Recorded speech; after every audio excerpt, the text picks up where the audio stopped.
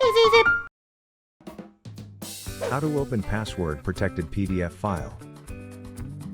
First, navigate to PDF Password Recovery website, and download the software, link in the description.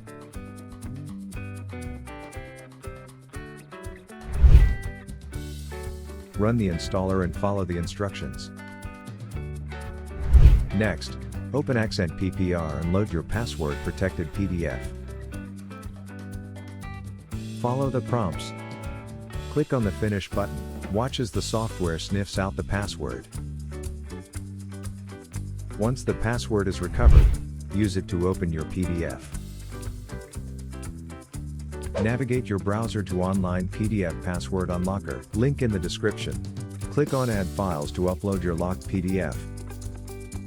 It will start cracking the password of the PDF you selected. Once the process is complete, it will show you the password of the PDF file. You can download your unlocked PDF. And voila! Your PDF is unlocked. I hope that helps. Please click the logo and subscribe. It would mean a lot to us.